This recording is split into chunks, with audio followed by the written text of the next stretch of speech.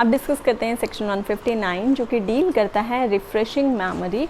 देखिए सेक्शन 59 को डायरेक्ट से समझने से पहले इसे एक बार एग्जाम्पल से समझ लेते हैं। देखिए कोई पर्सन है जिसने कोई स्टेटमेंट दिया, या तो पुलिस ऑफिसर को दिया या फिर उसने कहीं पे खुद से रिकॉर्ड की। अब ये पर्सन किसी ट्रायल में एज अ विटनेस बनकर कोर्ट के सामने अपीयर होता है किसी फैक्ट की एविडेंस देने के लिए, पर ये ना उन फैक्ट्स को भूल गया है जो कि इसने पहले स्टेटमेंट दी थी या इसने जो पहले रिकॉर्डिंग करी थी, रिटन कहीं पे किया था, उन सभी फैक्ट्स को ये भूल चुका है।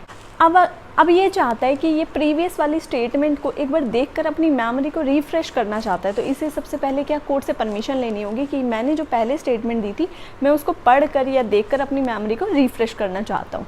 कोर्ट क्या करेगी, उसको परमिशन देगी कि आप उस मेमोरी को रिफ्रेश कर सकते हो। जब वो उस डॉक्यूमेंट को पढ़ लेगा तो उससे वो डॉक्यूमेंट वापस ले लिया जाएगा और फिर उसकी एविडेंस रिकॉर्ड की जाएगी। यही सेम प्रोसीजर इन्वेस्टिगेटिंग ऑफिसर जो होगा उस पर भी अप्लाई होगा, क्योंकि एक केस का इन्वेस्टिगेटिंग ऑफिसर एक टाइम में बहुत सारे केसेस को रिकॉर्ड करता है। अब उनको ध्यान नहीं रहता कि किस केस के क्या फैक्ट्स थे। जब भी उस पर्टिकुलर केस का ट्रायल स्टार्ट होगा उसमें अगर उन्हें एज एन विटनेस कोर्ट में बुलाया जाता है उनकी टेस्टिमनी रिकॉर्ड करने के लिए आईओ की, तो आईओ कोर्ट से परमिशन लेकर अपनी मेमोरी को रिफ्रेश कर सकते हैं अपनी पहले वाली स्टेटमेंट को पढ़कर। अब जब वो विटनेस या वो आईओ अपनी मेमोरी को रिफ्रेश कर लेंगे उस डॉक्यूमेंट को देखकर, तो अब अपोजिट पार्टी को राइट मिल जाएगा कि अब वो उस डॉक्यूमेंट के बेस पर इनको क्रॉस एग्जामिन कर सकते हैं। अब इसे डायरेक्ट से देख लेते हैं। Refreshing memory, a witness may, while under examination, refresh his memory by referring to any writing made by himself at the time of transaction concerning which he is questioned। मतलब जिसके बारे में उसको क्वेश्चन पूछा गया है, अगर कोई पहले उसने उसके बारे में राइटिंग करी है तो वो उससे रिफ्रेश मेमोरी कर सकता है। और so soon afterward the court consider it likely that the transaction was at the time fresh in his memory. मतलब जब वो ट्रांजेक्शन रिटर्न की गई थी, जब उससे वो बातें लिखी गई थी उस डॉक्यूमेंट में पहले, तब उसकी मेमोरी फ्रेश थी तो उसने वो बातें लिखवा दी। अब उसको कुछ ध्यान ही नहीं है तो कोर्ट को अगर लगता है तो कोर्ट उसे परमिशन दे देगी। देखिए अब डिस्कस करते हैं सेक्शन 159 का सेकंड पैरा बात करता है। देखिए अब एक विटनेस कोर्ट में आता है, वो कहता है कि मैं अपनी मेमोरी को रिफ्रेश करना चाहता हूँ किसी पहले वाले डॉक्यूमेंट से, चाहे वो पहले वाला डॉक्यूमेंट उसने लिखा हो या किसी और ने उसके सामने लिखा हो।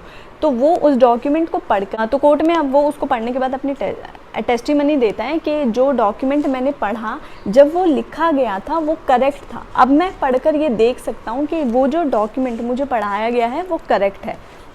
इसे एक और एग्जांपल से समझते हैं। मान लीजिए ए और बी दोनों ने अपने सामने मर्डर होते हुए देखा। ए ने क्या किया, अपने घर गया और एक डायरी में पूरा इंसिडेंट नोट डाउन किया। बी ने देखा कि ए मेरे सामने ही पूरा इंसिडेंट नोट डाउन कर रहा है।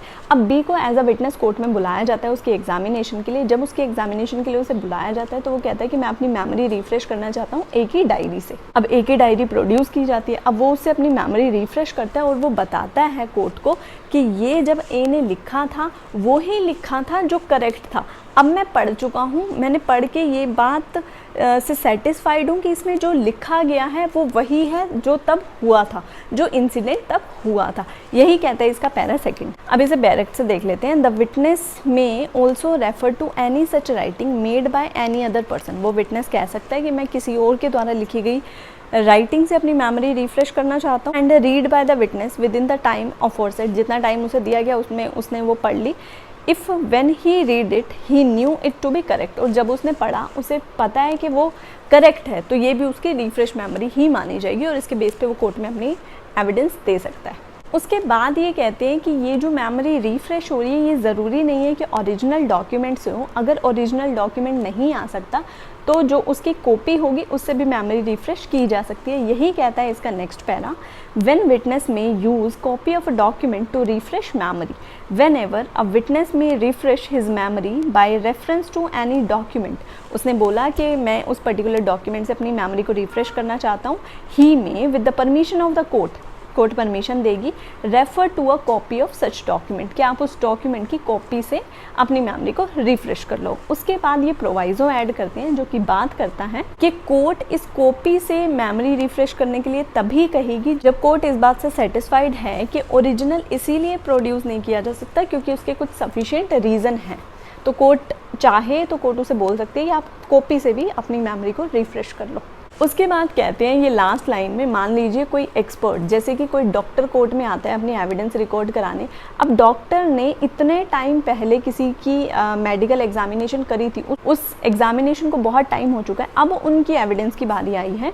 जब वो कोर्ट में आते हैं तो उन्हें ध्यान नहीं है कि मैंने उसकी क्या एग्जामिनेशन करी थी, तो वो अपनी जो मेडिकल रिपोर्ट उन्होंने बनाई थी उसको देखकर भी वो अपनी मेमोरी को रिफ्रेश कर सकते हैं। जैसे पोस्टमार्टम रिपोर्ट को देखकर वो अपनी मेमोरी रिफ्रेश कर सकते हैं। उसके बाद आते हैं हम सेक्शन 160 पे, जो कि बात करता है testimony to fact stated in document mention in section 159। देखिए यहाँ जो टेस्टिमनी की बात की गई है ना, ये उस डॉक्यूमेंट की करेक्टनेस की बात कर रही है जो कि 159 में दिखाया गया है। देखिए सेक्शन 160 में क्या है, एक पर्सन को एक डॉक्यूमेंट दिखाया गया उसकी मेमोरी को रिफ्रेश करने के लिए। वो डॉक्यूमेंट पूरा पढ़ने के बाद भी वो अपनी उन फैक्ट्स को ध्यान में नहीं कर पाया कि इस डॉक्यूमेंट में क्या फैक्ट लिखे हैं। मतलब उसने पढ़ लिया पर वो कोर्ट में आकर बोल नहीं सकता कि उसके अंदर क्या क्या फैक्ट्स लिखे हैं, पर वो कोर्ट में आकर ये कह रहा है कि जो डॉक्यूमेंट मैंने पढ़ा ना वो बिल्कुल करेक्ट है। तो यहाँ जो इसने आकर, इस विटनेस ने आकर कोर्ट में ये कहा ना कि उस डॉक्यूमेंट में जो भी लिखा है वो करेक्टली रिटन है, तो इससे उस डॉक्यूमेंट की करेक्टनेस प्रूव होती है। देखिए सेक्शन 159 और सेक्शन 160 में क्या डिफरेंस है। 159 में तो विटनेस जाता है, मेमोरी को रिफ्रेश करता है और फिर कोर्ट में आकर एविडेंस देता है। सेक्शन 160 में वो अपनी मेमोरी रिफ्रेश कर ही नहीं पाया, वो कोर्ट में अपीयर होता है और उस डॉक्यूमेंट की करेक्टनेस की एविडेंस देता है। अब सेक्शन 160 को एक बार डायरेक्ट से देख लेते हैं। विटनेस में also testify to the fact mention in any such document as is mention in section 159 although he has no specified recollection of the fact. मतलब वो ध्यान नहीं कर पाया कि क्या फैक्ट्स मुझे कोर्ट के सामने बोलने हैं themselves if he is sure that the facts were correctly recorded in the document. पर वो इस बात की एविडेंस दे सकता है कि डॉक्यूमेंट में जो लिखा हुआ है वो करेक्ट है। मतलब डॉक्यूमेंट की करेक्टनेस की एविडेंस दे रहा है वो कोर्ट में।